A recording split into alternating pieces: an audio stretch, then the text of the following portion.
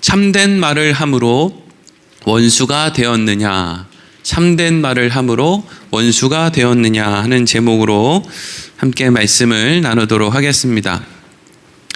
오늘 이렇게 온라인으로 여러분들 말씀을 듣고 또 예배 돕는 분들로 이렇게 예배당에 와서 함께 말씀을 나누게 되는데, 어쨌든 여러분, 우리가 갈라디아서 말씀을 지금 여러 번에 걸쳐서 함께 나누는 동안에 복음이 무엇인지 그것에 대해서 우리가 분명한 이해를 갖게 되었으면 좋겠습니다. 복음이 무엇인지를 잘 모르기 때문에 우리 신앙생활에 있어서 많은 문제들이 일어나게 됩니다. 그러니까 여러 시간에 대해서 어떤 내용은 계속 반복되지만 뭐 다 아는 내용인데 계속 반복하나 생각하지 마시고, 하여튼 복음이 무엇인지 여러분 머릿속에 잘 정리를 할 수 있으면 좋겠습니다. 사도 바울이 갈라디아 교회의 교인들에게 잘못된 복음을 전해주었던 예루살렘에서부터 온 그런 유대인들이 전했던 잘못된 복음을 바로잡는 그런 과정 속에서 복음에 대해서 설명을 합니다. 복음의 핵심은 무엇이냐 하면 우리가 하나님의 자녀가 되었다라는 거라 그랬죠. 여러분, 하나님의 자녀가 되었다라는 것의 핵심은 뭐냐 하면 우리 쪽에서는 할 일이 없다는 거예요. 아브라함이 하나님의 자녀가 되고 믿음의 조상이 됐단 말이죠. 근데 그것이 아브라함 쪽에서는 조금도 한 일이 없어요. 하나님이 다 하신 일입니다. 그게 자녀 되었다는 거죠. 만약에 여러분들의 자녀들이 여러분들을 찾아와서 내가 아버지를 선택했기 때문에, 내가 어머니를 선택했기 때문에 내가 이 집안에 태어날 수 있었어 라고 얘기하면 그게 무슨 어이없는 일입니까? 그렇죠? 물론 우리는 전능하지 못한, 우리는 하나님이 아니기 때문에 우리가 우리의 자녀를 낳는 것조차도 사실 우리가 딸 낳아야지, 아들 낳아야지 이렇게 해서 낳는 것은 아니죠. 하지만 하나님은 전능하시기 때문에 하나님의 임의로 하나님의 택하신 백성을 얼마든지 만들어낼 수도 있고 하나님의 자녀를 삼을 수도 있다 하는 겁니다. 그래서 우리 쪽에서는 전혀 할 일이 없고 하나님 쪽에서만 할 일이 있는 그런 하나님의 자녀가 된 것이 복음이다. 하나님의 자녀가 된 우리 입장에서는 복음이죠. 전능하신 하나님이 우리의 아버지가 됐는데 그거 복된 일 아닙니까? 다 죽음의 문제를 해결하지 못해서 결국에는 나이 먹고 늙고 죽어야 되는데 그 문제를 뛰어넘을 수 있는 전능하신 아버지가 내 아버지가 됐단 말이에요. 그게 왜 복음이 아닙니까? 복된 소식이죠. 아무런 일을 하지 않았는데 내가 그런 자격을 얻게 됐다. 이게 복음의 핵심이에요. 모든 것은 여기서부터 시작되는 거예요. 그래야 헷갈리지 않습니다. 여기서부터 시작해야 복음은 복음인 거예요. 근데 이제 여기서, 그러니까 아브라함에게 하나님이 찾아오셔서 믿음의 언약, 은혜의 언약, 믿음의 언약, 그 은혜의 언약의 핵심인 자녀 삼아 주신 그 일을 한 다음에 여기서 이제 끝이 났으면 오히려 조금 덜 헷갈렸을 텐데, 이어서 하나님이 모세를 통해서 뭘 주셨다고 했냐면 율법을 주셨다고 그랬죠. 이것 때문에 사람들이 조금 헷갈려요. 근데 순서를 분명히 해야 돼요. 분명히 아브라함이 먼저고 400년 전에 먼저 택하신 것이 먼저고 자녀 삼은 것이 먼저예요. 자녀를 삼았다는 것은 절대로 이 관계를 끊을 수가 없다는 뜻이죠. 끊을 수 없는 관계 속에 있는 하나님의 백성들에게 하나님이 모세를 통해서 율법을 주셨어요. 그러면 이제 우리는 생각해야죠. 끊을 수 없는 관계 가운데 있는 자녀들에게 왜 하나님은 율법을 주셨는가? 율법의 핵심은 잘못하면 관계를 끊어버리겠다는 것은 확실히 아니다 이거죠. 그럼 율법의 핵심이 뭐냐? 율법은 하나님께서 모세를 통해서 모든 인간들이 행복하게 살 수 있는 방법으로 주신 게 율법이라고 그랬죠. 근데 모든 인간이 행복하게 살 수 있는 방법으로 하나님이 율법을 주셨는데 인간들이 그것을 지켰다는 거예요? 못 지켰다는 거예요? 못 지켰다는 거죠. 왜 못 지켰습니까? 인간 안에 있는 욕심이 율법 안에 파고들었기 때문이죠. 그래서 이 율법, 이렇게 좋은 하나님이 주신 법, 율법 안에 인간의 욕심이 들어가니까 율법이 변질돼 버리기 시작했다는 거예요. 그래서 내가 할 때는 괜찮은데 다른 사람이 할 때는 안 되는, 종교 지도자들은 얼마든지 그렇게 하는데 힘이 없는 사람들은 다 율법에 걸리는 그런 일들이 그냥 이스라엘 백성들 안에서 잔뜩 있었다는 거예요. 그래서 이 율법은 무엇을 깨닫게 하느냐? 하나님이 아무리 좋은 걸 주셔도 그것이 우리를 위한 것이라도, 하나님이 나를 위해서 가장 좋은 걸 주셔도 나는 내 안에 있는 그 욕심은 그것을 변질시킬 수밖에 없구나. 그래서 여러분, 여기 또 중요한 대목이 있죠. 그래서 대부분의 사람들은 이 땅에서 살아갈 때 그 사람에게 뭐 율법이 주어졌든 아니든 하나님의 말씀이 주어졌든 아니든 대부분의 사람들은요, 자신의 인생을 자신이 원하는 방향대로 이렇게 끌고 가길 원한단 말이죠. 근데 하나님의 택함을 받은 하나님의 백성들은 그러한 일을 하다가 문제를 만나게 되면, 자기의 인생의 한계를 만나게 되면 어디로 가느냐면요, 이게 중요하죠. 예수 그리스도 앞으로 가게 된다는 거예요. 어떻게 그렇게 가게 되는지는 모르겠어요. 옆집 권사님한테 전도를 받아서 가는지, 아니면 어디 무슨 전도 집회 때 참석해서 가든지, 어렸을 때 무슨 학교 선생님이 예수를 믿었는데 어렸을 때 나를 여름 성령학교에 데려가서 가든지 모르겠어요. 어떻게든 그것을 접했는데 인생의 문제를 딱 만났는데, 대부분의 사람들은 쾌락으로 가고 도덕으로 가고 윤리로 가고 세상 방법으로 가는데, 어떤 사람들은 도무지 이해할 수 없는 어떤 사람들은 예수 앞으로 가게 된 사람들이 있다는 거예요. 근데 이게 마치 처음에 우리가 하나님의 자녀 되었을 때와 마찬가지로 우리가 예수 앞으로 가게 된 이것도 하나님의 은혜 가운데 일어나는 일이지 내가 선택한다고 되어지는 일이 아니라는 공통점을 가지고 있죠. 그래서 내가 예수 그리스도 앞으로 가게 된 것을 보면, 내가 하나님의 택함을 받은 백성이 맞구나. 내가 얼마든지 세상의 방법으로 이 시간에 주일날 이 시간에 사람 만나고 일하고 이게 더 나을 텐데 왜 여기 앉아 있나?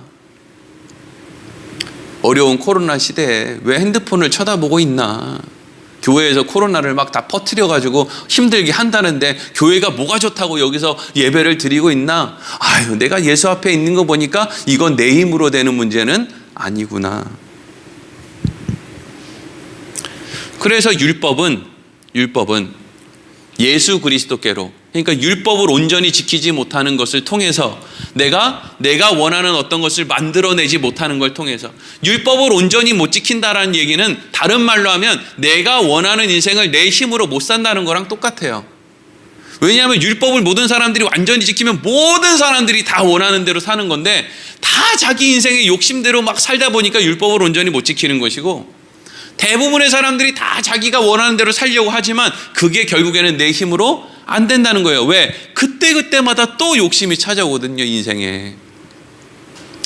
그래서 율법 때문에, 인생의 여러 가지 어려움 때문에 결국에는 예수 그리스도 앞으로 가게 되는 사람들이 있다는 거예요. 그래서 율법은 예수님께로 택함받은 사람들을 인도하는 초등교사다라고 지난 시간까지 우리가 함께 말씀을 나누었죠.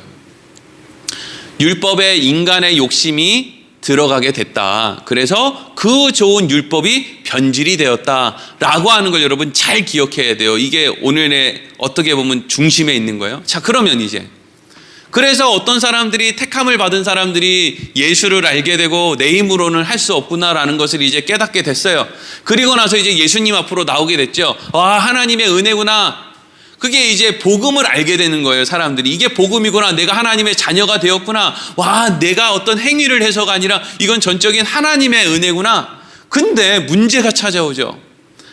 복음을 알고 난 다음에 이 모든 것이 하나님이 거저 주신 은혜 가운데 주어지는 것이다 라는 것을 알았단 말이죠. 난 정말 복음의 사람이야, 복된 사람이야. 근데 그리고 나서도 우리가 오래 산단 말이에요. 죽음은 문제가 없어요. 복음을 알고 난 정말 하나님이 나에게 거저 주셔서 난 정말 복 있는 사람이야 이러고 그날 그냥 확 죽어버리면 뭐 의심할 것도 없고 문제 생긴 것도 없고 그냥 그대로 그냥 천국 가서 행복하게 살면 되는데, 문제는 뭐냐면 우리가 언제 복음을 알았냐고요? 오래전에 알았단 말이에요. 그리고 저는 오래전에 복음을 알고 그 이후로 전도사도 되고 저는 목사도 됐단 말이에요. 그러니까 복음을 알고 바로 죽는 게 아니라 복음을 안 다음에 오랜 시간을 사는 동안에 무슨 문제가 생기냐면 이 복음 위에 서 있는 사람에게도 인간의 욕심이 들어가는 거예요. 이게 핵심이에요. 오늘 말씀의 핵심. 율법을 지키지 못하는 이유도 인간의 욕심이 율법 안에 들어가기 때문이고, 우리가 복음 위에서 온전한 마음을 갖고 살지 못하는 이유도 그 안에 인간의 욕심이 들어가기 때문이라는 거예요. 여러분, 왜 요즘에 TV를 틀면 기독교에 대한 이야기를 사람들이 이렇게 하는 걸 보면 우리는 이렇게 씁쓸합니까? 왜 이런 TV나 신문 같은 걸 보면 목회자들이 이렇게 어려운 일을 만들고 막 또 교회 직분자들이 사업한다고 또 이렇게 나와가지고 정치인들이 또 나와가지고 이렇게 한다고 막 어려움을 만들고, 어떤 정치인들은 잘 나갈 때는 그 교회가 우리 교회입니다, 우리 교회 저 정치인 우리 교회 출신이라고 막 자랑하다가 그 정치인이 사고 치면 아이 저 사람 부활절하고 성탄절밖에 안 나왔다고 또 막 손가락질하고 막 이런단 말이죠. 그런 거 보면 너무 이상하기도 하고 그렇죠. 근데 여러분, 생각해 보면 그 문제를 일으키는 그 목사가 처음 복음을 알게 되었을 때도 그렇게 문제가 있었던 사람일까요?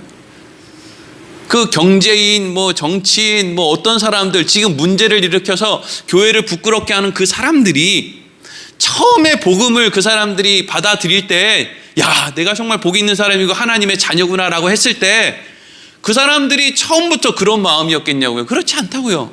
사실 그러니까 무서운 것은 그런 자리에 가는 게 사실은 무서운 거예요. 누구도 그 자리에 가면 그렇지 않을 수 있다라고 장담할 수가 없는 것이죠. 그러니까 인간의 욕심이 어떤 자리에 서 있는 사람에게는 더 많이 노출되기 때문에 그 욕심이 그 사람을 더 많이 그렇게 무너지게 만든단 말이죠. 그러니까 우리는 그냥 부여에 살면서 많은 욕심에 노출되지 않은 그 정도에 사는 게 제가 봤을 땐 너무 좋은데, 자꾸 우리는 서울로 이제 서울 사는 사람들은 서울도 이제 성이 안 치니까 뉴욕으로 영국으로 막 자꾸 어디로 가려고 그러는데, 자꾸 거기로 가면 갈수록 사실은 인간의 욕심에 노출되는 확률은 사실 더 높아질 뿐이라는 사실이죠. 우리가 처음 복음을 받아들였을 때는요, 무슨 마음이 우리 안에 있냐 하면 분명하게 감사한 마음이 있겠죠. 복음이 뭔지를 안다면 감사한 마음이 있겠죠. 내가 내 힘으로 할 수 없는데 하나님이 나한테 이걸 알게 하셨네, 하나님이 나한테 이런 걸 주셨네, 감사한 마음, 기쁜 마음. 그리고 또 그 가운데 이런 마음도 있죠. 야, 내 힘으로는 할 수 없어, 내 힘으로 할 수 없는데 이거 다 하나님이 주신 거야.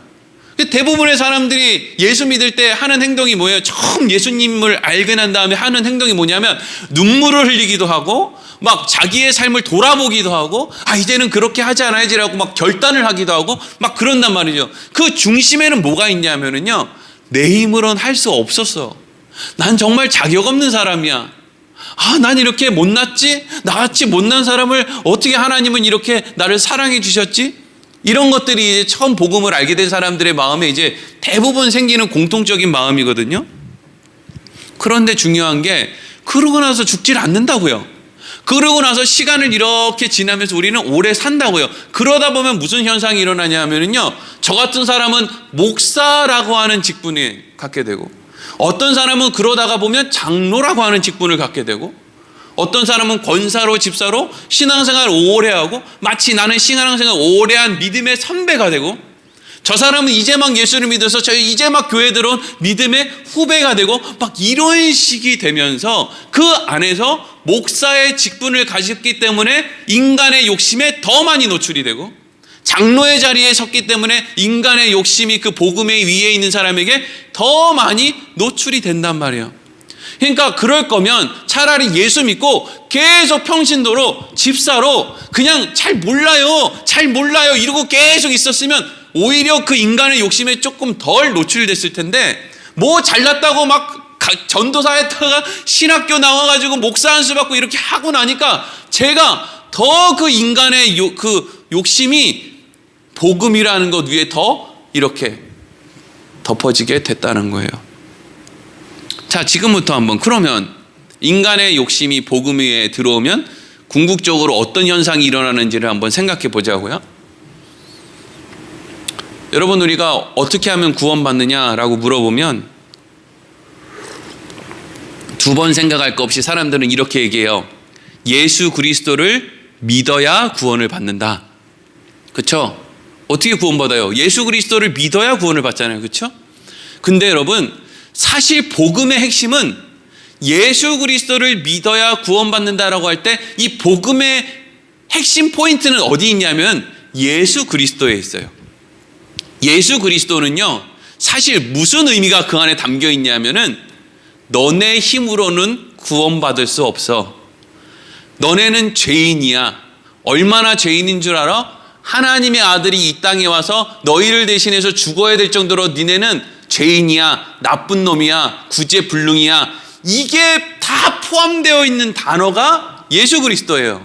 그러니까 사실 예수 그리스도를 믿어야 구원받는다라고 하는 말은 사실은 앞뒤가 안 맞는 얘기예요. 왜냐하면 예수 그리스도라는 것은 우리가 뭔가를 할 수 없다라는 것에 대한 정의, 마침표거든요. 우리가 아무것도 할 수 없어서 예수님께서 오셨다. 그래서 예수 그리스도가 이 땅에 왔다라고 하는 그 예수 그리스도에다가 뒤에 믿어야라고 하는 말이 붙는다는 건 사실 웃긴 얘기예요. 왜? 우린 못 믿거든요. 우리가 하나님을 못 믿고 선지자들이 하는 말을 못 믿고 그래서 그렇게 못 믿어서 뭐가 왔어요? 예수님이 이 땅에 오신 거예요. 하나님을 믿고 선지자들이 하는 말을 믿고 했으면 왜 예수님이 옵니까? 올 필요가 없죠. 근데 예수 그리스도를 믿어야 구원받는다라고 하는데 예수 그리스도라는 말과 믿어야라고 하는 말은 사실은 안 맞는 말이라고요. 그러니까 이거는 예수 그리스도가 핵심이에요. 예수 그리스도 때문에 우리가 구원받았고 예수 그리스도가 죽으심으로 우리의 죄가 해결이 됐고 예수님이 이 땅에서 한 모든 일들이 우리에게 덮어 씌워졌고 이 예수 그리스도가 핵심이란 말이죠. 그리고 믿어서라는 말은 그 예수 그리스도가 어떤 택함을 받은 예수 그리스도가 들어가는 택함 받은 사람이 누굴까? 그것을 드러내기 위한 모습이 믿어서예요. 믿어서. 그러니까 믿는다는 것도 실제로는 내가 만들어낸 일이 아닌 거죠. 내가 예수 그리스도를 믿게 됐다라고 하는 것은 이건 내가 만들어낼 수가 있는 일이 아닌데 내 안에 믿음이 생긴 걸 보니까 난 하나님의 택함을 받은 자녀구나. 이렇게 가야 되거든요. 근데 이제 여기서 문제는 뭐냐 하면 이 복음이 예수 그리스도를 믿어야 구원받는다라고 하는 그 복음에 인간의 욕심이 들어가면 무슨 현상이 일어나냐면 예수 그리스도에다가 포인트를 두는 게 아니라 믿어야에다가 이제 포인트를 두는 거예요. 그럼 어떤 현상이 일어나느냐? 내가 뭔가를 저 사람에게 잘 가르쳐줘서 저 사람이 기독교의 복음을 이해하게 되는 것. 그래서 소위 어떤 사람들이 얘기하는 내가 얘기하는 어떤 복음을 깨닫게 되는 일을 통해서 저 사람이 뭔가를 선택할 수 있는, 결단할 수 있는, 믿을 수 있는 뭔가를 내가 만들어낼 수 있다라는 식으로 생각하게 되는 거예요.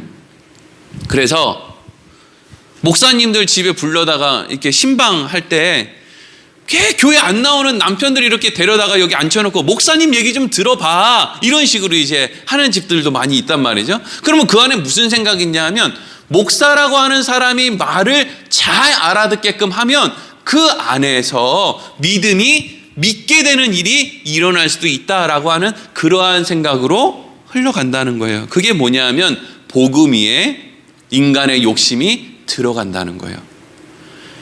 예수 그리스도의 핵심이 있는 게 아니라 믿어서 여기에다가 핵심을 둔다는 거죠. 내가 믿었기 때문에 내가 믿는 행위를 했기 때문에 나는 구원을 받았다. 여기에 이제 핵심을 둔다는 거예요. 자꾸요 믿어서에다가 핵심을 두기 시작하면 뭐가 자꾸 사라지느냐면 예수 그리스도가 자꾸 사라지는 거예요. 내가 뭔가 열심히 하면 뭐가 자꾸 될 것 같은 거예요. 근데 예수 그리스도라는 말은 너네가 암만 열심히 해도 안 된다라는 뜻을 가지고 있는 게 예수 그리스도인데 예수 그리스도를 믿는다고 하면서 자꾸 내가 뭘 열심히 하면 된다라고 생각을 하니까 사실은 이게 너무나 앞뒤가 안 맞는 거죠. 잘못 이해하고 있는 거죠. 얼마나 많은 그리스도인들이 내가 열심히 기도하면 우리 자녀들이 구원받을 것이다. 내가 열심히 전도하면 저 사람이 교회에 나와서 예수 믿을 것이다. 심지어는 부흥회 때 우리 남편이 신고 다니던 구두를 그 부흥회 강사님 앞에 이렇게 놔두면 그 행위를 통해서 우리 남편이 믿음을 갖게 될 수도 있다라고 하는 기대를 가진 사람들이 얼마나 많이 있습니까? 그건 전부 다 예수 그리스도를 믿어야 구원 얻는다고 할 때 예수 그리스도는 집어치워놓고 믿어야만 너무 집중하는 인간의 욕심이 복음을 덮어버렸다는 것을 의미하는 거예요. 그래서 이런 말이 나오는 거죠. 이런 말. 설교를 잘하는 설교자, 뭔가 기도를 뜨겁게 하거나 회중의 마음을 막 이렇게 일으키는 사람, 그래서 그 집회에 참여한 사람들의 마음을 뜨겁게 만들어서, 왜 그런 감정적인 설교 있잖아요.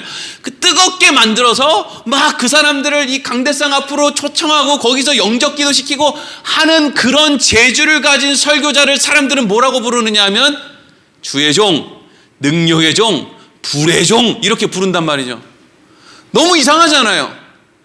아니 만약에 거기서 예수를 믿게 돼도 그건 누가 하는 일이에요? 성령님이 하시는 일이죠. 근데 성령님이 다 하시는 일이고 예수님이 십자가에서 다 하신 일인데 도대체 이 정체불명의 큰 종, 주의 종, 능력의 종, 불의 종은 어디서 나타난 거예요? 이 존재는 뭐죠? 인간의 욕심이 복음을 이렇게까지 찾아와서 집어삼킬 수 있다라는 걸 보여주는 게 바로 그 주의 종, 능력의 종, 불의 종들이란 말이죠. 막 마이크에다가 우와 막 이런 소리 내면서 막 거기 있는 사람들 막 성령 받게 한다고 막 그냥 장풍 쏘고 막 바람 불고 하는 그런 이상한 사람들, 그게 그런 걸 여러분들이 이제 볼 때면 아, 인간의 욕심이 복음을 저렇게까지도 변질시킬 수 있구나.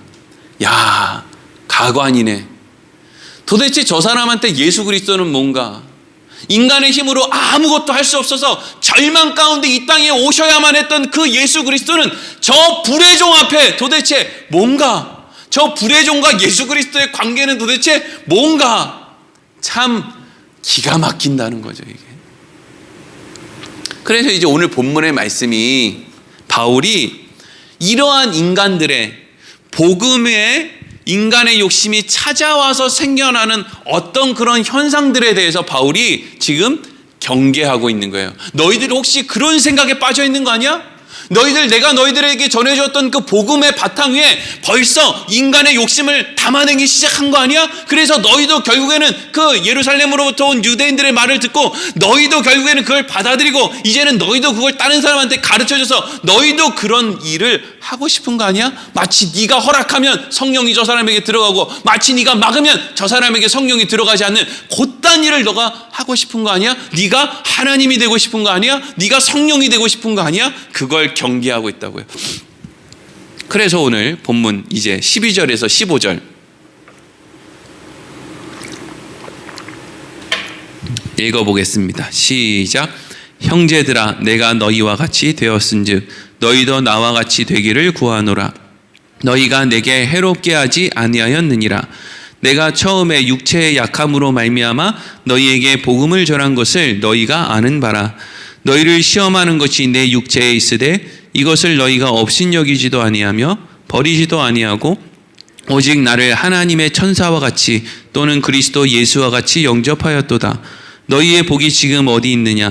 내가 너희에게 증언하노니 너희가 할 수만 있었더라면 너희의 눈이라도 빼어 나에게 주었으리라. 아멘. 바울이 처음 갈라디아 지역에서 갈라디아 사람들에게 복음을 전했을 때를 지금 회상하면서 이야기를 하는 거예요.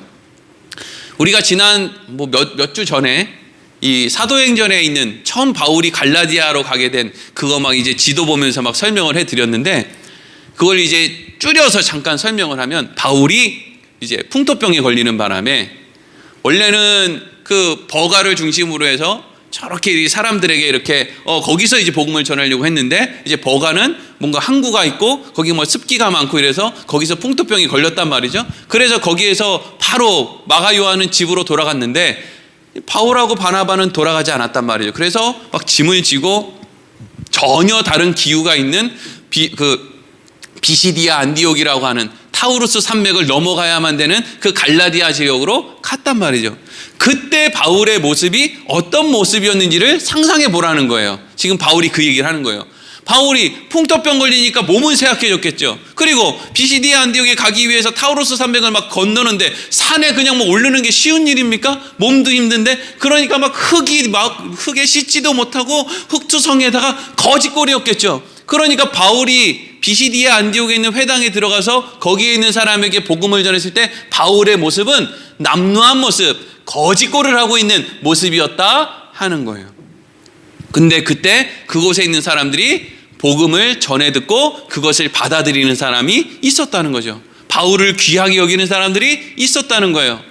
그런데 문제는 뭐냐 하면, 만약에 여러분 우리가 생각했을 때 오늘날 그 주의 종, 불의 종, 능력의 종 같은 사람들, 자기 임의로 누군가에게 예수를 믿게 만들 수도 있고 또 예수를 믿지 못하게 만들 수도 있다라고 하면, 사실 그런 재주가 있으면 바울이 교회도 많이 세우고 성경도 이렇게 많이 적고 했으면 바울만한 사람이 어디 있겠어요. 근데 중요한 건 뭐냐면, 바울이 거기서 복음을 전했는데 어떤 사람들은 받아들이고 어떤 사람들은 받아들이지 않았느냐 하면, 사도행전 13장 48절부터 50절 읽겠습니다. 시작. 이방인들이 듣고 기뻐하여 하나님의 말씀을 찬송하며 영생을 주시기로 작정된 자는 다 믿더라. 주의 말씀이 그 지방에 두루 퍼지니라. 이에 유대인들이 경건한 귀부인들과 그 신의 유력자들을 선동하여 바울과 바나바를 박해하게 하여 그 지역에서 쫓아내니. 아멘. 48절 좀 띄워주세요. 48절을 읽는데 이런 생각이 들었어요. 48절 뒷부분에 이런 내용이 있어요. 영생을 주시기로 작정된 자는 다 믿더라, 이렇게 돼 있죠. 그런데 50절에 보면은요, 경건한 귀부인들과 그 신의 유력자들을 선동했다. 누가? 회당에 있는 유대인들이요. 그러니까 저는 무슨 풍경이 머릿속에 그려지냐면, 회당이 이렇게 있어요. 거기에 있는 유대인들, 영향력 있는 사람들은 어디서 들을까요? 그 회당에서 전해지는 말씀은 앞에서 듣겠죠. 앞에 좋은 자리에서 들을 거란 말이에요. 근데 바울이 생각했을 때는 저기 뒤에 있는 사람, 어떻게 보면 회당 밖에, 문 밖에 서 있는 사람, 바울의 얘기를 희미하게 듣는 사람, 도대체 저런 사람은 어떻게 듣고 예수를 믿지? 라고 하는 그런 사람들은 예수를 막 믿는 거예요. 그러니까 바울이 생각할 때, 와, 작정된 자는 어떻게 들어도 다 듣고 다 믿는구나, 이런 고백이 나오는 거예요. 근데 정작 맨 앞자리에서 듣고 중요한 자리에서 듣고 구약 성경을 다 꿰고 있는 회당의 회당장이고 이런 사람들은 바울이 전하는 얘기를 듣고 어떻게 했다는 거예요? 바울을, 그 동네에 있는 사람들을 선동해서 바울을 핍박했다는 거죠. 그런데 여기서 우리가 생각할 수 있는 한 가지는 뭐냐면, 그렇게 유대인들이 그곳에 있는 귀부인들과 또 유력한 사람들을 선동해서 바울과 바나바를 핍박할 때, 그때 복음을 들었던 사람들을, 복음을 받아들였던 사람, 바울을 생각하게 되었던 사람들은 그 일을 막아줄 수 없었다는 거예요. 그러니까 다른 말로 하면 그 사람들은 힘이 없었다는 거죠. 그 사람들은 힘이 없어서 바울이 막 쫓겨가는 거를 그냥 보고 있을 수밖에 없었다는 거예요. 그리고 심지어 바울은요, 그 비시디아 안디옥에서 바로 다음에 루스드라라고 하는 곳에 가는데, 루스드라라고 하는 그 성에서 복음 전하다가 거기 있는 사람들하고 또 비시디아 안디옥에서 루스드라로 찾아온 사람들하고 막 그 사람들이 선동해가지고 바울을 돌로 쳐서 죽을 뻔하죠. 그러니까 바울은 아주 막 그냥 세상의 눈으로 봤을 때는 저렇게 재수없는 사람이 있나? 저렇게 남루한 사람이 있나? 거짓골을 한 사람이 있나? 피투성이에 막 그냥 나이 먹고 피골은 상접해가지고 도대체 저 인간이 저게 뭐지? 그러니까 여러분, 바울은 사람들에게 뭔가 복음을 잘 전할 수 있는, 오늘날로 이야기하면 큰 종, 막 능력의 종이라고 할 수 있는 그런 영향력이 바울에게는 하나도 없는 거예요. 요즘에 얼마나 대단한 사람들이 많은지, 바울보다 더 잘난 사람들이 한국에만 몇만 명, 몇천 명인지 모르겠어요. 다 교회만 조금 크게 짓고 교인들만 좀 모이면 다 자기들 큰 종, 불의 종, 능력의 종이라고 막 자기 설교 들어야 된다고 막 하는 사람들 보면 바울보다 나은 사람들이 너무 많은 거예요. 근데 왜 이렇게 우리나라는 이렇게 교회가 점점 쪼그라드는지 몰라요. 바울이 한두 명이 아닌데. 근데 여기서 이제 중요한 건 뭐냐 하면, 바울이 그렇게 사람들의 눈으로 봤을 때 남루하고 막 매맞고 찌들고 했는데, 어떤 사람들은 바울의 그 연약한 모습을 보고 예수를 믿었다는 거예요. 이게 중요하죠. 바울의 화려한 모습, 언변, 막 대단한 어떤 능력, 병 고치는 능력, 이런 것 때문에 예수를 믿은 게 아니라 그곳에 있었던 사람들은 바울이 맞아 죽을 뻔한 거, 남루한 거, 쫓겨다니는 거, 그런 것들을 보고 오히려 예수를 믿게 되었다는 거예요. 그러면서 이렇게 바울이 얘기하는 거죠. 도대체 예수는 어떻게 하면 믿는 거냐? 믿을 만한 사람들은 안 믿잖아. 내가 전하려고 하는 사람들은 안 들어. 도대체 저 변두리에 있는 사람들은 어떻게 해서 듣는지 모르겠는데 그 사람들은 믿어. 믿어야 될 만한 사람들은 나를 박해해. 근데 내가 박해 당하는 그 모습을 보고 그 모습이 불쌍해서 내가 하는 말을 듣고 믿는 사람은 또 믿어. 도대체 이게 뭐냔 말이죠. 그러니까 바울은 하고 싶은 얘기가 뭐예요? 이건 내 생각대로, 내 계획대로, 내 마음대로 되는 일이 아니고 이건 하나님이 전적으로 하나님의 주권으로 하는 일이다. 내가 나의 강함이 아니라 나의 약함으로 예수가 전해질 줄을 내가 어떻게 알았냐는 거예요. 여러분, 말 잘하는 사람들이 전도 잘하는 게 아니에요. 진짜 전도는요, 말 잘 못하는 사람이 그냥 엄마는 말을 잘 못해, 아버지는 말을 잘 못해, 어버버 한다고요. 아버지 예수가 뭐예요? 어머니 예수가 뭐예요? 그래도 잘 말 못해요. 어버버 해요. 복음이 뭔지 창세기부터 요한계시록으로 하지 아는 것도 별로 없는 것 같아요. 근데 이상하게 그 사람들이 연약하게 평생 살았던 그 삶을 통해서 자녀들이 예수를 믿는다고요.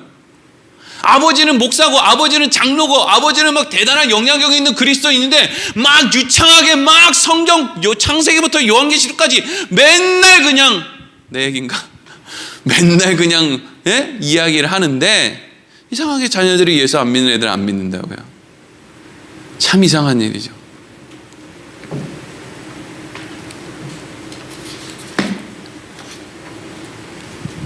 그리고 방금 읽었던 사도행전 그 갈라디아서 말씀에 바울이 이런 얘기를 해요. 너희들이 내가 원하면 너희들 눈이라도 나에게 빼어주었을 거다. 이게 무슨 얘기예요? 바울이 왜 하필 눈을 빼어준다고 했을까요? 요거 한번 띄워줘 보세요. 15절 갈라디아서 4장 15절. 너희가 할 수만 있었더라면 너희의 눈이라도 빼어서 나에게 주었으리라.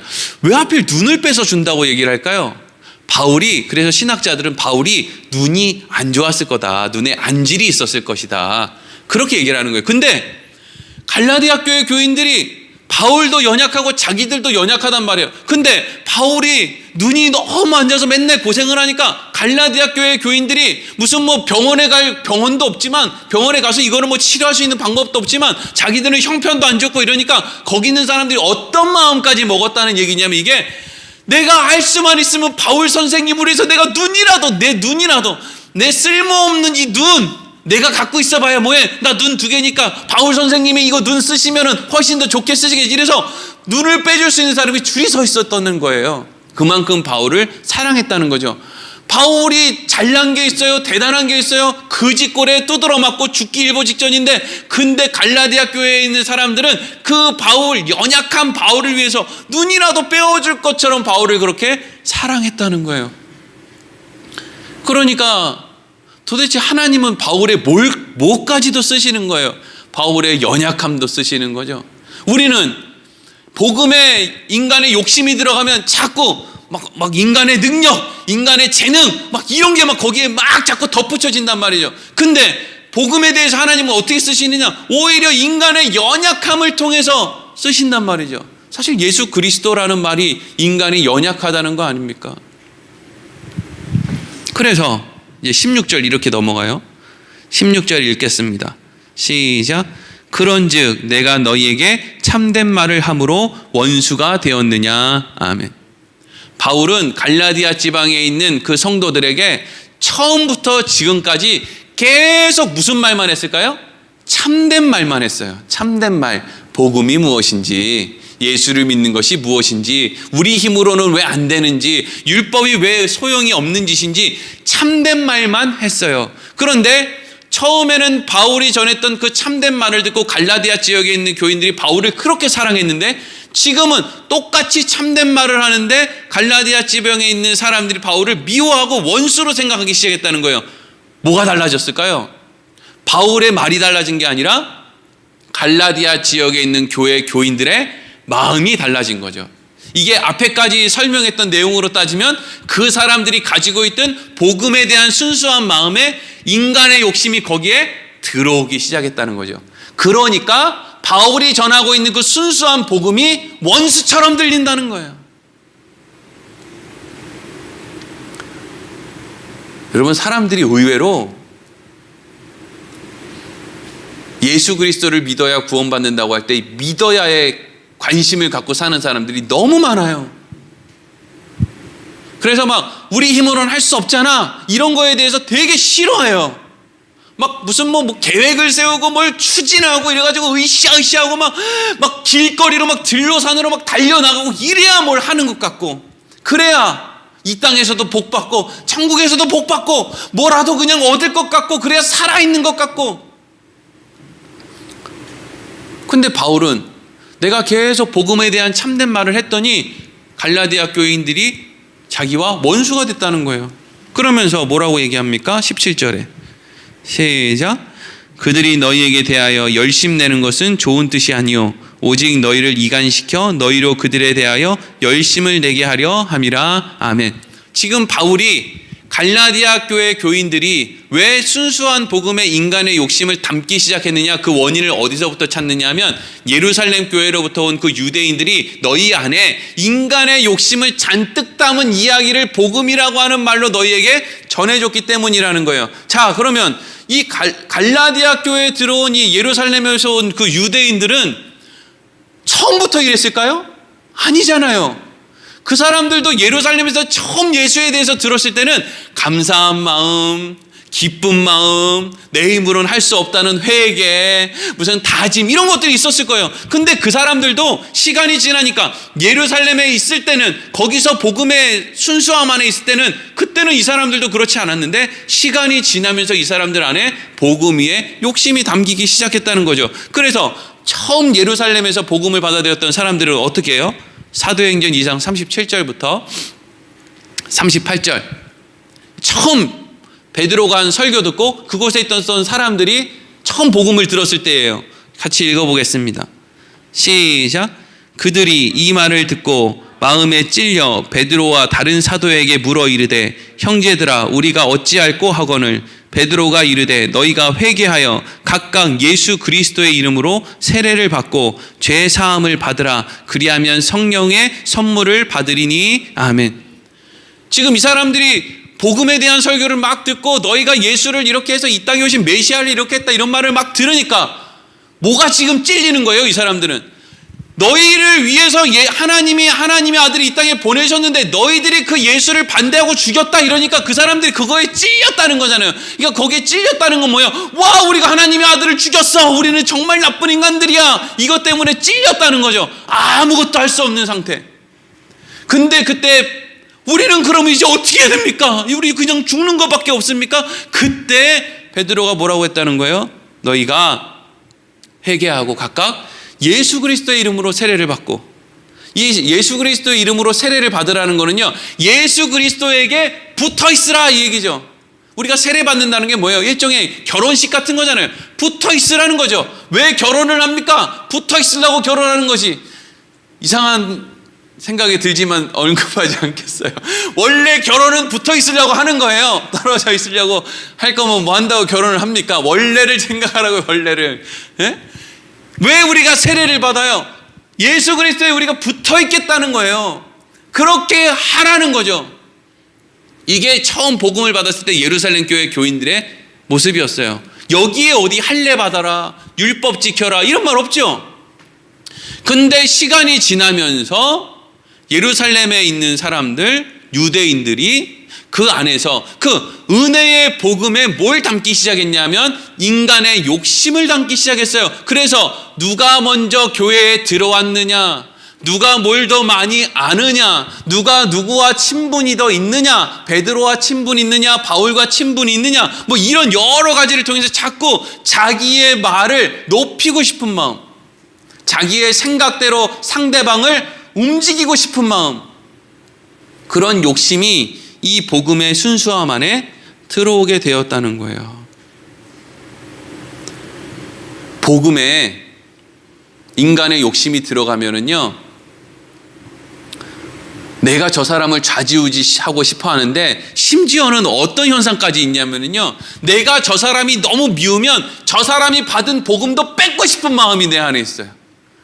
엄청 무서운 생각이죠. 이게 말도 안 되는 생각인데 그런 생각이 있어요. 그래서 내가 너무 미워하는 사람이 신앙생활을 조금 연약한 모습을 보인다면, 이거 고시원하다, 그래 저러다 지옥 가야지, 그래야 내가 속이 시원하지, 저 애초부터 예수 믿는 것도 아니었어, 이런, 마치 나는 하나님 앞에 발가벗겨 놓으면 너무 자신만만하고 너무 하나님 앞에 순결할 것 같은 그런 생각을 우리 안에 갖게 된단 말이에요. 그래서 바울이 이제 이 복음의 욕심을 담아내는 사람들, 그래서 상대방을 막 좌지우지하고 싶은 마음, 그런 마음, 그래서 예루살렘에서부터 온 그 유대인들을 통해서 갈라디아 교회 교인들이 물들고, 갈라디아 교회에 있는 사람들도 이 사람들의 그 말이 솔깃한 게 아니라 이 사람들이 전해줬던 그 마음의 욕심이, 그 말에 자기들의 욕심이 움직이는 거죠. 그래, 우리도 이제는 신앙생활 오래 했고, 그러니까 내가 이제는 교회 안에서 내 뜻대로 이렇게 하면 저 사람이 저렇게 움직이고 저렇게 하면 저렇게 되고, 오늘날 대한민국에 있는 교회들의 대부분의 모습들이 그렇게 한 것처럼 그런 모습이기를 원하는 거예요. 다른 교회에 간다 그러면 막 저주를 퍼붓고 목사 등에 칼 꽂았다는 이상한 험한 말이나 하고, 내가 전도한 사람은 이 교회만 나와야 되고, 내가 전도했는데 그 전도한 사람이 저 교회에 간다 그러면 이상하게 좀 잘못됐으면 좋겠고, 이상한 그런 정체불명의 생각들이 다 어디서 왔는지 곰곰이 생각해보면 그 복음 위에 인간의 내 안에 있는 이 욕심이 담겨서 그렇다는 거예요. 그러면서 바울이 이제 오늘 말씀 결론 부분에 이렇게 해요. 18절에서 20절 읽겠습니다. 시작. 좋은 일에 대하여 열심으로 사모함을 받음은 내가 너희를 대했을 때뿐 아니라 언제든지 좋으니라. 나의 자녀들아, 너희 속에 그리스도의 형상을 이루기까지 다시 너희를 위하여 해산하는 수고를 하노니, 내가 이제라도 너희와 함께 있어 내 언성을 높이려 함은 너희에 대하여 의혹이 있음이라. 아멘. 바울이 이런 얘기하죠. 너희에게 의혹이 있다. 무슨 의혹이요? 니네들 순수한 복음이 아닌 것 같다. 배삼열 목사, 네 안에 네가 교인들을 자꾸 정죄하고 네 말대로 움직이면 기분이 좋고 네 말대로 안 움직이면 좀 섭섭해하는 걸 보니까 네 안에 순수한 복음이 지금 조금 어떻게 인간의 욕심으로 변진된 것 같아. 너한테 그런 의혹이 있어. 그래서 내가 너희들에 대해서 언성을 좀 높여야 되겠어. 그러니까 지금 바울이 봤을 때는 갈라디아 교회 교인들 안에 있는 그 복음에 인간의 욕심이 이렇게 붙어 있는 것 같다라는 말이에요. 근데 이제 여기에서 이제 18절, 19절에서 우리가 관심 있게 보아야 될 것은요, 바울이 이런 얘기를 해요. 좋은 일에 대하여 열심으로 사모함을 받으면 좋은 거다, 이런 얘기하죠. 그러니까 교회에서 뭔가 열심히 한다, 세상에서 살 때 말씀대로 살려고 뭔가 열심히 한다, 뭔가 우리가 신앙생활 할 때 하나님 말씀 안에서 뭔가 하려고 열심히 하는 것 자체가 나쁘냐? 그렇지 않다. 나한테 그런 열심이 없었다면 내가 왜 타우로스 산맥을 건너서 피시디안디오까지 풍토병 걸린 육신을 가지고 거기를 갔겠냐? 그것도 나의 열심은 맞다. 근데 문제는 뭐냐면, 내가 그렇게 한 열심과 지금 갈라디아 교인들이 할례도 지키고 이것도 하고 이것도 하고 이렇게 해가지고 구원을 얻으려고 하는 그 열심의 차이가 있는데, 이걸 다시 구분 지으면 순수한 복음 안에 있는 열심과 복음 플러스 인간의 욕심 안에 있는 그 열심의 차이가 있다는 거예요. 차이. 그 차이가 19절에서 뭐라고 얘기를 하고 있냐면, 그 차이가 그리스도의 형상이냐 아니냐의 차이라는 거예요. 예수님은 순수한 복음 안에서 열심을 가진 인생을 살았다는 거죠. 그러면 이 차이가 뭐냐? 순수한 복음에 열심을 내는 것과 그 복음에 인간의 욕심이 덧붙여진 거에, 거기에 열심을 내는 것의 차이는 뭐냐면 때예요. 때. 내가 원하는 때, 내가 원하는 결과를 맺고 싶다. 그 길로 가면 나는 복음에 내 욕심이 들어갔구나, 이렇게 생각하면 돼요. 바울은 때에는 관심이 없는 거예요. 이 일을 해야 되니까 하는 거예요. 바울은 죽을 때까지 로마가 복음화되는 걸 못 보고 죽죠. 왜요? 그걸 뭐 볼 이유도 없으니까 하나님이 안 보여주셨겠지만, 바울의 인생은요, 그냥 감옥에 갈 때까지 계속 뭐만 보냐면요, 교인들 싸우는 거, 자기 배신하는 거, 자기 이단으로 정죄하는 거, 자기를 사랑한다고 눈까지 빼어주려고 했던 사람이 자기를 멸시하는 거, 평생 이것만 경험하다가 감옥에서 죽는 게 바울이에요. 참수당해서. 뭐 별다른 인생이 있습니까? 근데 우리가 원하는 건 뭐죠? 사실 이런 찬송은 좀 위험한 찬송이에요. 이런 찬송, 이때라 주의 긍휼 받을 때가 이때라 막 이러면서, 그걸 이제 언제 대부분 그런 찬양 언제 불러요? 부흥회 때. 오늘 부흥회에 참여하면 이때다라는 거죠. 이때를 정해놓고 오늘 와야 된다. 그러면서 꼭 갖다 붙이는 게, 강권하여 달려다가 내 집을 채우라. 여기가 하나님 집이에요? 이렇게 추운데? 이래가지고 하나님 아주 그냥 동상 걸리시겠네. 이거 하나님 집이냐고요. 그렇게 따지면은 하나님은 요 집에 있는 게 아니라 부여로 따지면 제일 큰 집에 가 있어야지. 그럼 왜 부여에 와 있어요? 좋은 집은 서울에 다 있는데 서울에 2천억 주고 지은 그 집에 가 있어야지. 그럼 우리는 여기서 뭐 한다고 예배 드립니까? 예배 드릴 필요도 없지. 근데 우리는 늘 그런 사고 속에서 오랜 시간, 저를 비롯해서 저도 그런 사고 속에서 오랜 신앙생활을 했죠. 그래서 우리는 늘 어디에 초점이 있냐 하면, 예수 안 믿는 사람은 어떻게 해야 바르게 서느냐? 일단 교회에 나와야 되고, 교회에서 충성 봉사해야 되고, 목사님 말씀 순종해야 되고, 목사님 잘 대접해야 되고, 이런 것들 속에서 믿음이라는 것이 성장한다라고 생각을 했어요. 근데 여러분, 실질적으로 믿음은 어디서 성장합니까? 세상에서 성장해요. 사업 망했을 때 믿음이 확 성장하죠. 자식이 사고 쳐서 부끄러워서 교회 말도 못할 때 믿음이 확 성장해요. 아주 예수 그리스도 앞으로 성령이 내 모가지를 끌고 가죠. 왜? 죽게 생겼으니까. 교회 와가지고 위선 떨 때 무슨 신앙이 자랍니까? 세상에서 나 딱 죽기 일보 직전에 그때 성령이 내 모가지를 끌고 예수 앞으로 날 끌고 가죠. 얼마나 믿음이 일치월장하는지 몰라요. 그게 여러분 하나님의 전능하심이죠. 부흥회 때 교회 와서 믿음이 성장하는 게 아니고요, 세상에서도 얼마든지, 하나님이 안 보이는 곳에서도 얼마든지, 사망의 음침한 골짜기에서도 얼마든지 하나님은 하나님의 능력을 우리 안에서 이루어내는 거예요. 그래서 그곳에서 우리의 믿음이 자라나는 거죠.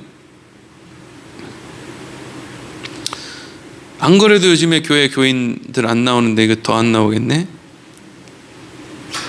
무슨 상관이에요, 여러분? 교회 교인들이 많이 안 나오는 게 무슨 상관이냐고요? 목사들 불러놓고 다 물어보세요. 하나같이 뭐라고 얘기하는지 아세요? 교회가 이렇게 된 건 다 하나님의 은혜입니다. 내가 한 건 하나도 없고 다 하나님이 하셨습니다. 요따구로 얘기한단 말이에요.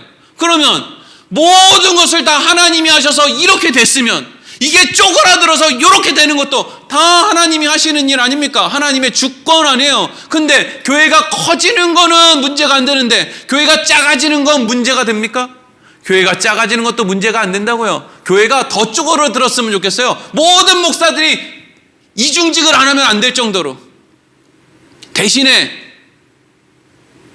교회에 오는 사람들은 진지한 마음으로 교회에 나올 수 있는 그런 모습이 됐으면 좋겠어요. 그냥 저는 그렇게 안 될 테지만, 왜 그렇게 안 될 건지는 여러분들이 조금만 생각해 보세요. 교회만큼 집에서 가까운 굿터가 없어요. 굿터 아세요? 굿을 하는 터 말이에요. 쿵쿵쿵. 대한민국의 모든 아버지 어머니들은 자식을 위한 무당들 아닙니까? 근데 교회는 집에서 제일 가까운 굿터란 말이에요. 망하겠어요, 교회가? 안 망한다고요. 그런데 진정한 의미의 교회는 이미 망했는지도 몰라요. 굿터가 되어 있는 교회는 이렇게 안 망할 거지만, 그것 말고 진정한 의미의 복음이 남아있는 그 교회는 이미 다 사라져 버렸는지도 모른다고요. 여러분, 복음은 이 세상의 모든 것이 하나님의 주권 안에 있다라는 것을 우리의 입술로 고백하게 만들어요. 코로나 때문에 중국 사람이 밉고 코로나 때문에 정치인들이 밉다고요? 아니요. 그거 하나님의 주권 안에 있는 거예요. 그럼 왜 하나님께서 그런 일을 하실까? 모르죠. 하지만 중요한 것은 이런 일들을 통해서 이 모든 일들이 분명히 한 가지에는 걸려 있다는 거예요. 뭐요? 하나님의 택한 사람들의 믿음의 중심 말이에요. 다른 사람들, 쾌락으로 가고 세상 윤리 방법으로 가는 사람들 말고 거기에 끌려서 예수 앞으로 와야 되는 그 사람들 말이에요. 그 사람들에게 있어서 이 코로나는 진지하게 내 믿음을 하나님 앞에 점검해 보는 시간으로 설 거라는 거죠. 그 하나님의 주권이라는 거죠.